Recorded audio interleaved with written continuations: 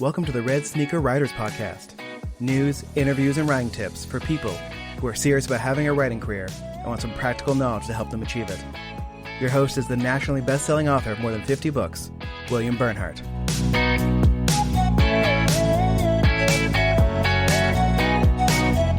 Hello, Red Sneaker Writers. This is episode 47, going out on June 15, 2020. We live in tumultuous times, don't we? I mean, as if COVID-19 wasn't quite enough for you, now we've got major protests taking place in every major city in the country. On the last podcast, I editorialized a little bit about how the coronavirus lockdown was having, I thought, a transformative effect, not only temporarily, short-term, but would have a lasting impact on many businesses, including publishing. And I think this current transformative event in American history may well have the same impact. I'll talk about that more in the news section. First, I want to remind you once again about WriterCon, our writer conference going on Labor Day weekend in September, because the early bird price for registration ends on June 15th. So as I record this, it's pretty close. You can still register afterwards, but you save a little bit of money if you do it now. And just to remind everyone, the entire 3-day conference, every Friday, Saturday, and Sunday session will be streamed. So even if you can't or don't want to come in person, you can watch it over the internet. Now, interesting question. I announced that last time, and my New Zealand correspondent, Sophia, asked, hey, what time will this stream be? Because here in New Zealand, we're about 7 hours earlier. So does that mean I've got to get up at 2 a.m. in order to watch the stream of WriterCon, which honestly I'd never even thought about. So my first blush response was, okay, we'll stream it twice, 12 hours apart, once in the morning, once in the evening, so that everybody can see it. But now I'm thinking we'll just make all the sessions available for a limited period of time online for a week or two during and after the conference, for people who want to stream it. For that matter, some people are doing both. Some people who are closer are coming in on Friday or Saturday or both so that they can actually meet face-to-face with agents and editors, and then streaming the rest, which is perfectly fine. However you want to do it. My goal is to make sure that the most people possible can have this positive, transformative experience to improve their writing and improve their writing career, and do it in a safe way, whether you're streaming it or whether you're in person in Oklahoma City, where I guarantee you we will have all recommended safety protocols in place. This is a chance to improve your writing career. On this podcast, I'm interviewing my friend Dan Millman, author of The Way of the Peaceful Warrior and many other wonderful spiritual books. He's going to be talking about the transformative arc of character. I've also got some writing tips to offer about the best way to open your books. But first, the news. Black Lives Matter is the phrase you're hearing on everyone's lips, whether they're individuals or corporations. We are seeing what to me is an almost breathtaking sweep of support from all levels for this movement in the wake of the tragic loss of George Floyd's life. I mean, it's really, I think, a historic moment in American history. And no surprise that authors and publishers should be very much involved in that because, as I have said before, I think writers are the most generous, most big-hearted, wonderful people on the face of the earth. There's a lot of evidence of this. Black-owned bookstores, in particular, have been experiencing what I would call beyond spikes, huge increases in demand and sales. Some bookstores are seeing sales like they have never seen before. Some books that are targeting racism or African American issues have become extremely popular. The two most popular, White Fragility by Robin DiAngelo and How to Be an Anti-Racist, are now out of print in the print editions on Amazon and just about any place else. They're on back order. I mean, to go out of print on Amazon, that's an extraordinary and unusual event. This, of course, is happening in the wake of bookstores all across the country, for the most part, reopening in stages, sometimes one step at a time, but they are starting to cautiously reopen. And there's a great article in the New York Times about this if you're interested. It's called Bookstore Owners Reopening Holds Promise and Peril. Peril, of course, because everybody's afraid of what might happen next, because we are starting to see some increase in rates of people experiencing or catching the disease. There are many online entities offering reading lists if you want to become more informed about issues like racism and other problems that affect the African American community.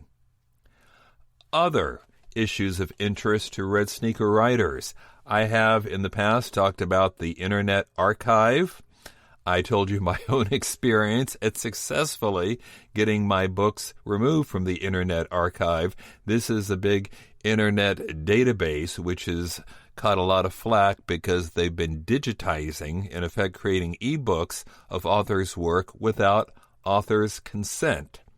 Well, it was only a matter of time, right, until the lawsuit came.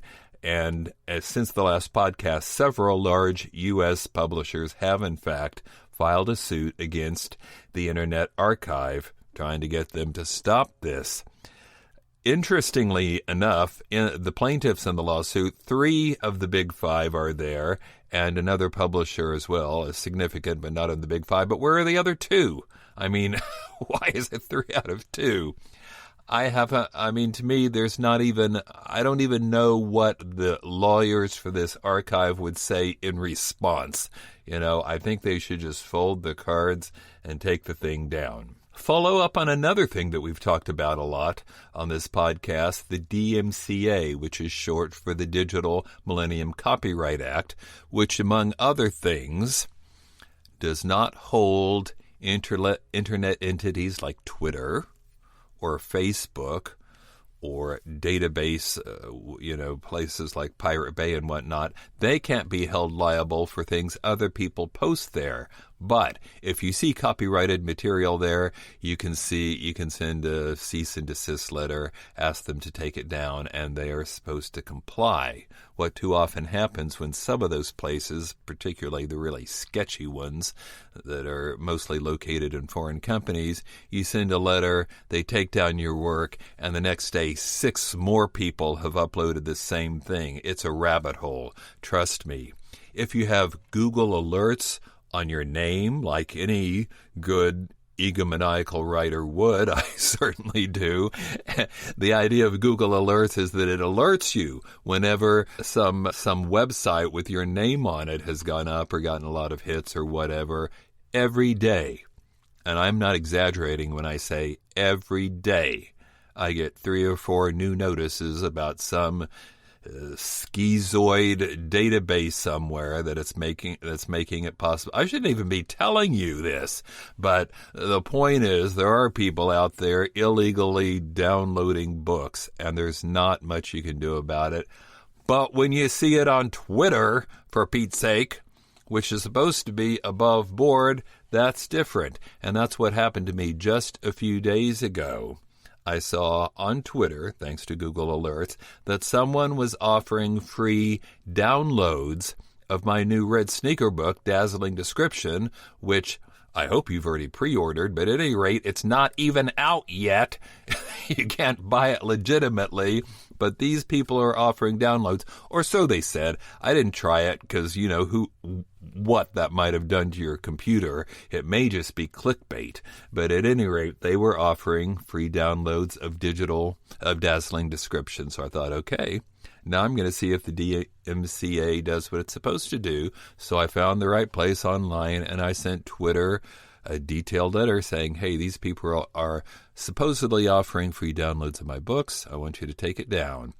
And there were a lot of hoops. I had to give them a signed letter with a copy of my ID and a business card to show that I was really involved with this company and fill out forms. And, they didn't make it easy, but by gosh, they did take it down the next day and sent me a nice email saying they'd taken it down. So at least, maybe off in other parts of the world, that kind of thing happens. But Twitter does, in fact. I mean, wouldn't that be awful to think that, they're putting trigger warnings on tweets if they think they're violent, and you're encouraging people toward the looting and the shooting bit, but they wouldn't take down an obvious copyright notice? Well, they did. So, score one for the writers.